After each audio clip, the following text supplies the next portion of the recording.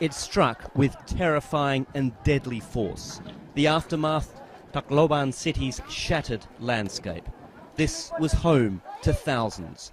It was not the wind that did it, it was a storm surge, reports of a 5-metre wall of water that engulfed the coastal strip and spread through the city.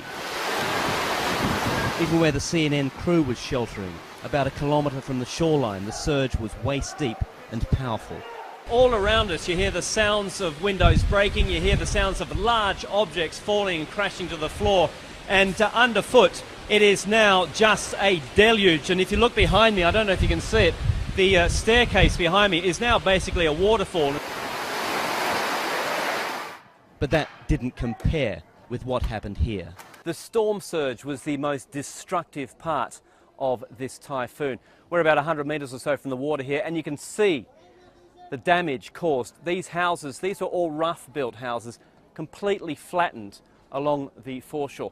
Thousands of people live along a stretch of several kilometres, and you can see behind me just how bad it must have been.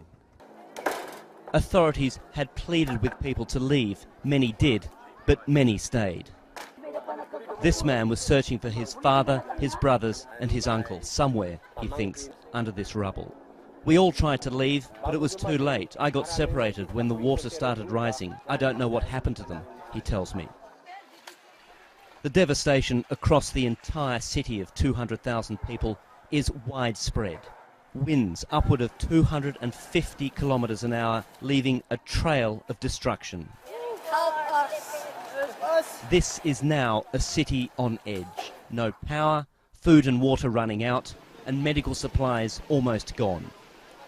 St Paul's Hospital, we're told, is the only functioning medical facility in the city. They can't admit any more patients. There's no room, just first aid in the most difficult of conditions. We have no more rooms, no more support. We hardly have anything left to help people with, the doctor tells me. We have to get supplies in immediately. Just a block away from the hospital, the increasingly desperate search for food and water leads to looting. This is one of the few stores which is left open, and as you can see, the crowds have been forming around these stores, taking anything they can. Food is the priority at the moment, but air conditioning units, plastic toys, everything is coming out of these stores. Another street away, people are climbing up a lamppost to get to the second floor of a department store to grab anything they can. It took a full day before help arrived. And even though the storm was predicted days in advance, the response so far has not been nearly enough. This was nature at its most frightening, a display of force that has smashed the lives of so many people. And this is just one city.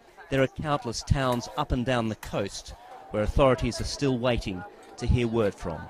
Andrew Stevens, CNN, Tacloban City, Central Philippines.